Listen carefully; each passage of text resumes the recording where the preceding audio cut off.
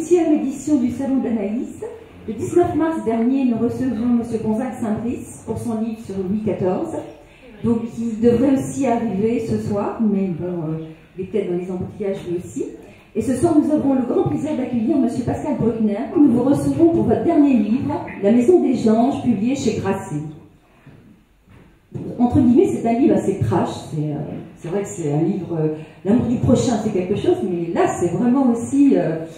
Alors, c'est un ouvrage qui met en scène un homme plutôt jeune, bien de sa personne, assez beau, qui excelle dans un domaine d'activité qui est la vente immobilière, d'apparence donc plutôt normale, quoique obsessionnelle de la propreté, et avec une forte tendance au célibat, mais je pense qu'il y en a d'autres.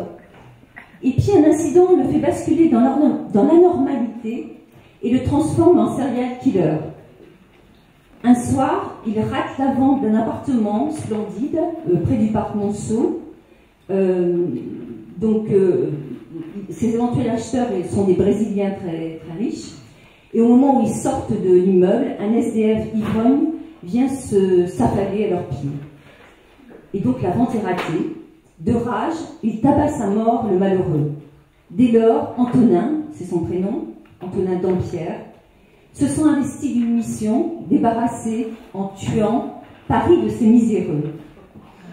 Avec vos mots toujours très justes, ce lyrisme impressionnant qui nous rend la misère presque belle, alors je dis presque belle entre guillemets, parce que c'est dur de dire ça, nous descendons tout doucement dans une abjection dont nous pourrions presque nous délecter. C'est un roman sur les rapports que nous, les gens dits normaux, entretenons avec ceux qui manquent de tout. Et notamment, c'est ce que j'ai essayé de faire dans ce livre, c'est de faire entrer le lecteur dans le cerveau d'un psychopathe. Or, ce psychopathe, il a ceci de particulier, qu'il nous ressemble. Il est exactement comme nous. Ça pourrait être n'importe lequel d'entre vous qui, un soir, dans un moment d'énervement, perd ses nerfs et commence à tabasser un inconnu sur le trottoir, le laisse pour mort et se dit « mais tiens, après tout, si c'était la solution ». Mais ce n'est pas si facile que ça, puisque effectivement, pour devenir serial killer, donc Antonin cherche à entrer dans le monde humanitaire. Donc il participe aux soupes populaires, et de fil en aiguille, il rencontre le deuxième personnage important de ce roman, qui est finalement la directrice de la Maison des Anges, donc le titre de votre livre, Isolde Déodat de Haute-Luce. Vous avez trouvé comment ce nom? J'ai eu du mal. Vous avez eu du mal, je pense. Je crois qu'il correspond à des familles réelles, puisque ce sont des prénoms bien français. Donc voilà, ce qu'il faut expliquer, c'est que le héros du livre, Antonin Dampierre, c'est le fils de militants d'extrême gauche. Son père est communiste, sa mère est féministe, et ses parents l'ont élevé dans le culte du progrès, de la lutte des classes, de la lutte des femmes contre les hommes, des femmes contre la phallocratie. Et lui, comme beaucoup de gens élevés dans les milieux progressistes, a été porté à se révolter contre l'enseignement de ses parents et à basculer vers une certaine forme de conservatisme. À l'inverse, cette femme dont vous parlez, Isolde, elle vient d'une famille d'extrême droite française qui a notamment collaboré pendant la guerre, à l'exception d'un oncle qui s'est battu dans la résistance, qui a été tué. Ses parents se sont enfuis ensuite en Argentine. Et elle, de la même façon, par réaction à sa famille et probablement pour expier le péché familial, s'est engagée dans l'extrême gauche et puis ensuite s'est engagée dans les missions de l'Église catholique, est allée chez Mère Teresa et ensuite est allée en Afrique. Et là, elle travaille pour la réhabilitation des réprouvés dans Paris. Elle a fondé ce refuge près de la porte de Pantin qui s'appelle la Maison des Anges. Mais j'avais relevé une phrase dans La tyrannie de la pénitence, une phrase, je cite, « On fait un médiocre usage du monde quand on est fatigué de sa propre existence ». Est-ce qu'on peut l'appliquer à Isolde quelque part? Parce que vous n'avez pas l'air de beaucoup l'aimer finalement. Ah si, moi vous l'aimez bien. J'admire beaucoup. Si c'est un personnage haut en couleur, c'est une passionnariat du bien, mais qui en même temps est sans illusion sur son sacerdoce. Donc c'est une femme qui est assez belle, qui suscite l'admiration et la peur autour d'elle, parce qu'elle est très autoritaire et ne tolère pas la moindre entorse à ses commandements. Voilà, mais si je pense que c'est le grand personnage de la femme phallique, c'est-à-dire celle qui commande, donne des ordres, plie les autres à sa volonté et sait jouer de tous ses atouts pour qu'on lui obéisse. Alors justement, encore dans l'amour du prochain, vous dites aussi, vous écrivez, pire que la méchanceté des hommes, je déteste leur bonté gluante. Oui, oui, voilà, c'est une idée parmi d'autres, mais enfin, moi, je connais bien le milieu humanitaire dans lequel j'ai travaillé pendant 5 ans. Alors, il y a beaucoup de gens dans l'humanitaire très différents. La plupart sont extrêmement dévoués, admirables, extraordinaires. Mais ce qui m'intéresse, parce que là, c'est le romancier qui parle, ça n'est pas les gens merveilleux, parce qu'on n'en fait rien. C'est les cas extrêmes. Et des cas extrêmes, j'en ai rencontré beaucoup. Alors, quand j'ai fait des missions humanitaires au Pakistan, en Afghanistan ou en Afrique, des gens qui allaient vers la misère parce qu'ils étaient fascinés par le besoin que les autres pouvaient avoir d'eux. Donc ça, c'est vrai que c'est une des pathologies qu'on rencontre assez souvent. Et puis, il y a le sentiment que lorsque l'on est près de la pauvreté, on est près du sacré de la vie. Alors ça, c'est une idée très chrétienne, et d'ailleurs le nouveau pape l'a encore dit, l'Église doit être du côté des pauvres, avec les pauvres. Mais c'est vrai que dans la religion chrétienne, on rencontre des gens qui ont vis-à-vis de l'extrême dénuement une adoration un petit peu dangereuse. Et d'ailleurs, les grands théoriciens catholiques ou protestants n'ont cessé de le dire, que la charité avait un double aspect, et parfois qui pouvait être là aussi un peu périlleux. Et je me suis inspiré, par exemple, pour le personnage d'Isolde de Hautelus, de quelqu'un que vous connaissez peut-être, qui s'appelle Xavier Emmanueli, qui est un ami, quelqu'un d'admirable, qui est le fondateur du SAMU social et qui, lui, lavait les pieds des clochards lorsqu'ils arrivaient à l'hôpital. Geste christique par excellence, puisque notre nouveau pape l'a fait aussi. Il va le refaire sans doute, parce que c'est vrai que c'est un geste qui frappe. Donc l'attitude qu'on peut avoir vis-à-vis de la misère ou de la pauvreté, elle peut être ambivalente. On peut aussi se décréter le propriétaire de la misère d'autrui. Donc justement, enfin, dans une interview, vous tenez des propos assez durs par rapport à Mère Teresa, que vous avez rencontrée d'ailleurs. Et puis, dans vos remerciements, vous parlez d'une étude une enquête qui avait été menée par Christopher Hitchens, qui était canadien, et qui remet en cause l'œuvre de cette grande figure qui a quand même été canonisée par Jean-Paul II. Alors, qu'est-ce que vous pouvez nous dire par rapport à Mère Teresa ? Mère Teresa, pas grand-chose. C'est pas le sujet du livre, mais enfin, oui, Christopher Hitchens, qui était un très grand journaliste, essayiste anglais que j'ai connu, qui est mort, a fait une enquête approfondie sur Mère Teresa et montrant que son entreprise était aussi, outre le fait qu'elle aidait les mourants à mourir, c'était aussi une manière de récupérer des âmes pour le paradis. Et que, d'après les témoignages qui ont été fournis dans son mouroir, beaucoup de malades ne recevaient pas d'analgésiques ni de tranquillisants parce qu'il fallait les expédier au plus vite au ciel pour comptabiliser les âmes. C'est ce que les autorités de Calcutta lui avaient reproché à l'époque. Et apparemment, ce livre n'a jamais été réfuté. Donc, c'est que sans doute, il y avait là quelque chose de vrai. Alors, moi-même, j'étais allé dans le mouroir de Mère Teresa. C'est vrai que c'était effrayant. C'était effrayant, mais enfin, bon, l'Inde est un spectacle souvent éprouvant, même si c'est un pays extraordinaire par ailleurs, où je vais presque chaque année. Mais donc, chez les gens qui font profession de charité, on peut parfois effectivement soupçonner des motivations qui ne sont pas toujours très honorable. Et vous savez, vous connaissez, il y a une phrase célèbre, je ne sais plus de qui elle est, tout le monde veut sauver la planète, mais personne ne va aider maman à finir la vaisselle. Et c'est un peu la même chose. Il adore aider les pauvres du monde entier, mais il laisse mourir sa famille. Hein, ouais.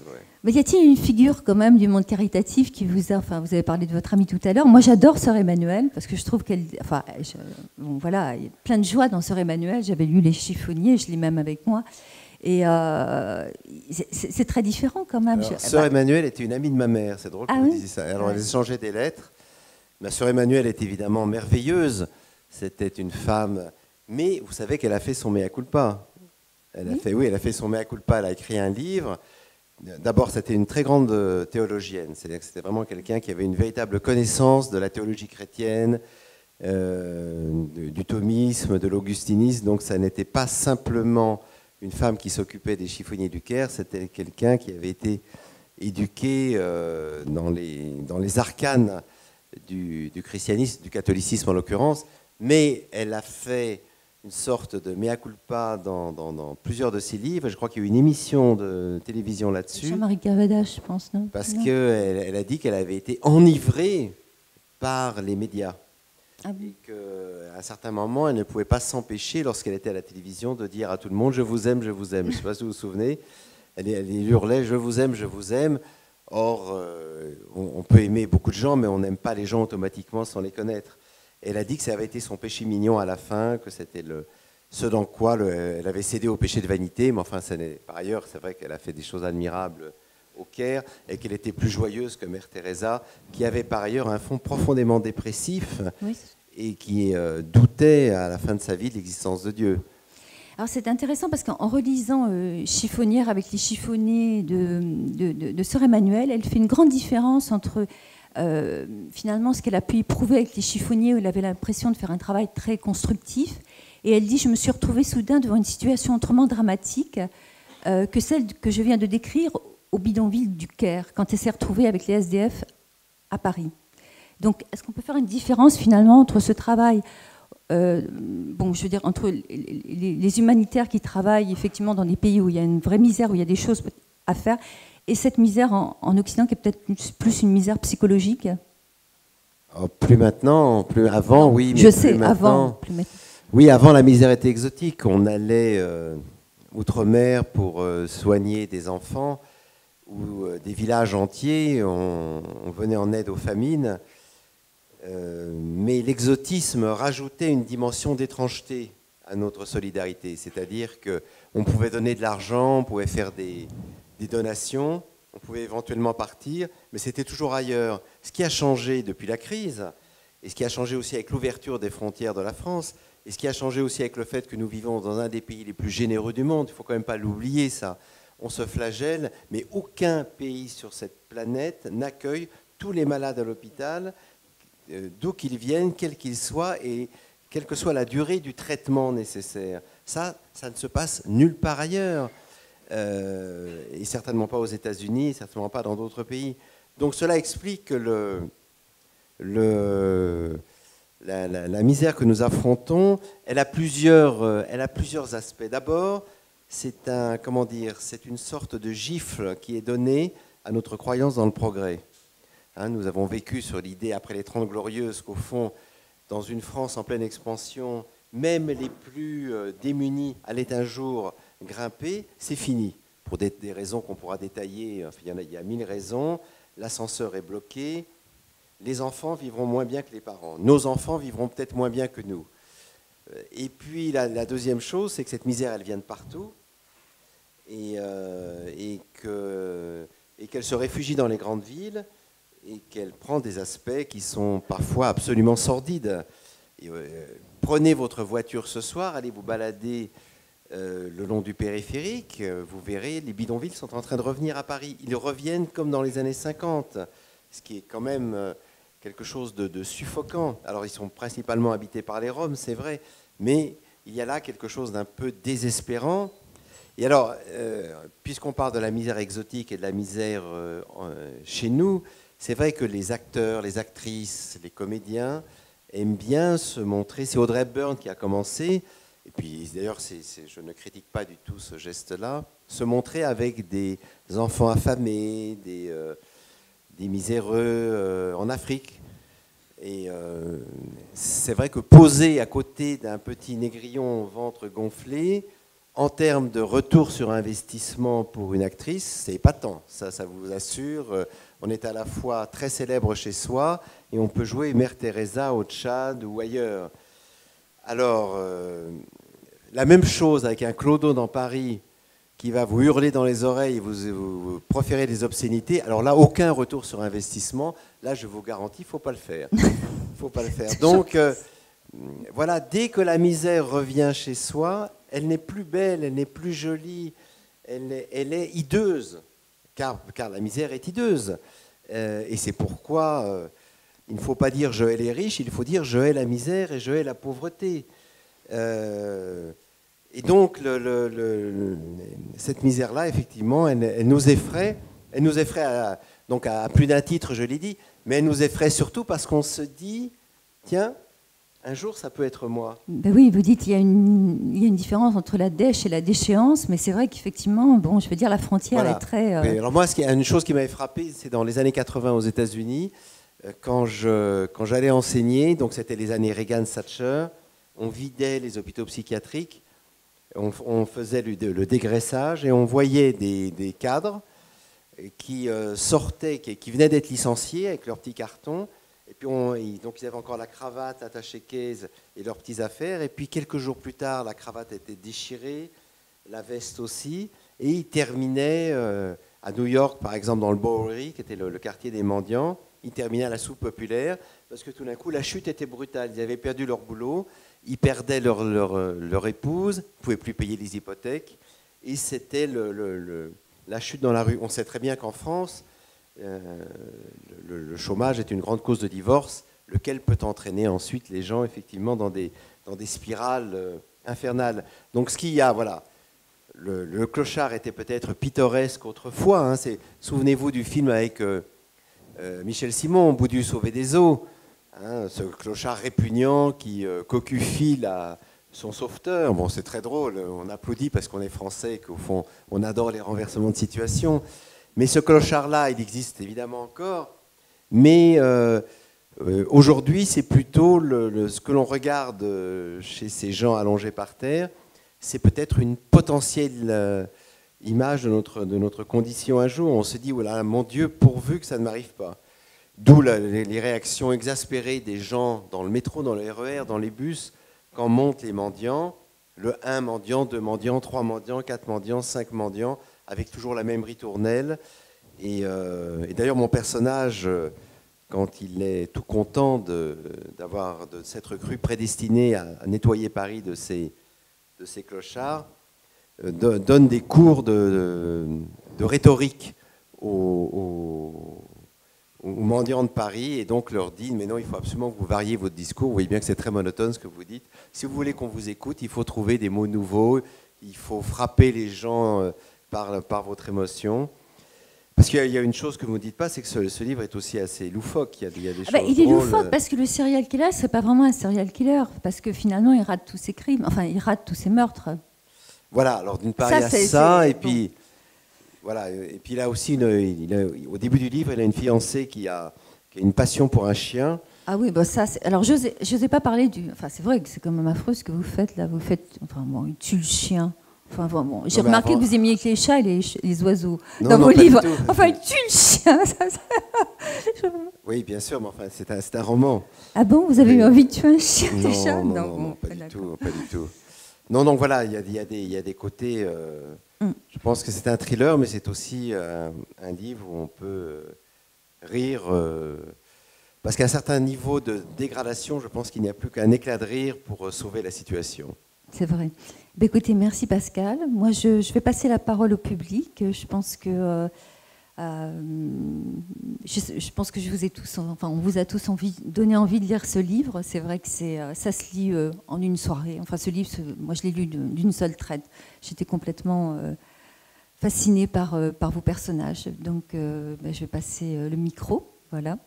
Moi, je me suis posé la question de la permanence entre ce que vous aviez écrit à l'époque, dans Au coin de la rue L'Aventure, et puis ce que vous écrivez, et puis le roman d'aujourd'hui. Mais je me trompe peut-être complètement parce que vous n'en avez pas parlé. Donc, je voulais savoir si finalement je vais retrouver un petit peu d'Au coin de la rue L'Aventure dans le roman, ou si pas du tout. Au contraire, vous pensez que les choses ont complètement changé et que ce que vous disiez dans les années 70 n'a plus lieu d'être. Voilà.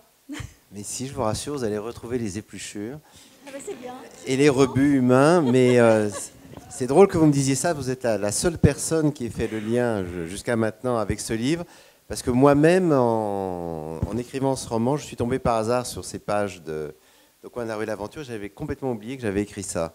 Donc c'est un thème qui me hante depuis toujours. Alors je vous l'ai dit sans doute pour des raisons personnelles et aussi parce que je raconte un épisode à la fin du livre. Quand j'avais dans la vingtaine, place Mouffetard, un clochard est venu. J'étais avec des amis assis à un café, un clodo est venu tendre sa main. Et puis comme on lui donnait rien, il a tapé du poing. Et à ce moment-là, un ami qui était à l'époque maoïste s'est levé, l'a jeté par terre et lui a dit « Dégage, crapule, traite à la classe ouvrière, collabo du patronat ». Enfin, toutes les niaiseries qu'on pouvait proférer à l'époque. Et ce pauvre homme est tombé. Et alors, il n'a pas pu se relever. Il a fallu qu'on l'aide parce qu'il était ivre. Et le contraste entre la violence du geste et la faiblesse de l'homme m'avait terrorisé à l'époque. Et j'ai gardé cette image présente à mon esprit depuis lors. Et donc effectivement, quand j'avais écrit Au coin de la rue l'Aventure avec Finkielkraut, j'avais cette image dans la tête. Mais en fait, voilà, le clochard parisien, c'est c'est un certain produit de la ville. Et on peut dire que les grandes cités comme les nôtres, elles suscitent deux grands types de vocations antinomiques. Le Rastignac, ou le Bel-Ami, ou la Belle-Amie, puisqu'aujourd'hui Bel-Ami peut aussi se décliner au féminin.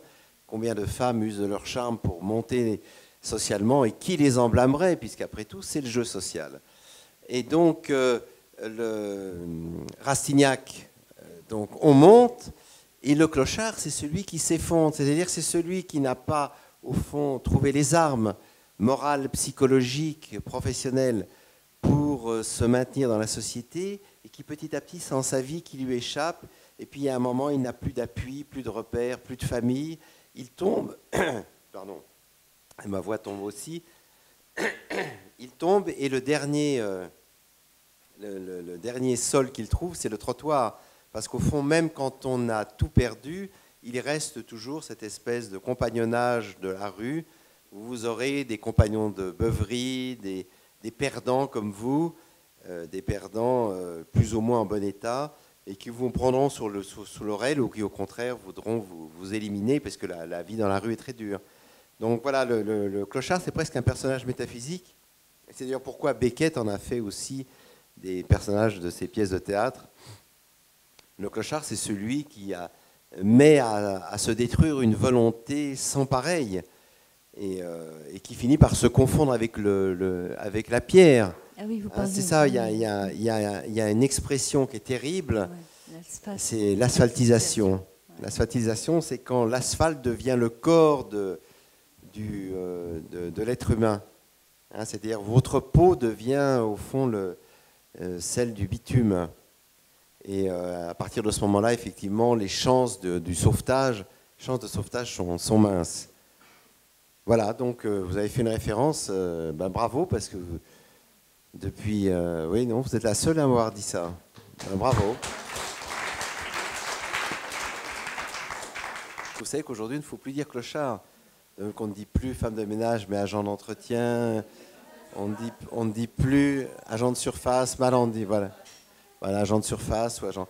Voilà, donc aujourd'hui, dans les associations, quand vous dites clochard, on fronce les sourcils. On dit non, ce sont des SDF. C'est-à-dire, bon, on voit bien, le langage vient au secours de la réalité.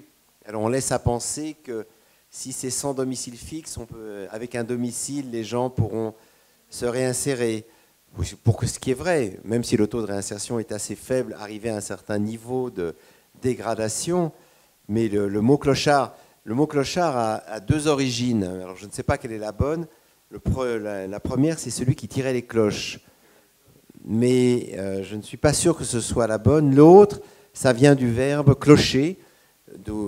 À cloche-pied, c'est celui qui boitait, parce que les clochards, depuis le Moyen-Âge, depuis la cour des miracles, étaient des gens qui souvent avaient des problèmes d'infirmité, ou tout simplement avaient tellement bu qu'ils ne marchaient pas droit. Mais donc... Voilà, donc j'ai préféré le terme de clochard parce que ce livre s'inscrit aussi dans une littérature qui remonte, je disais, à la cour des miracles, à Dickens.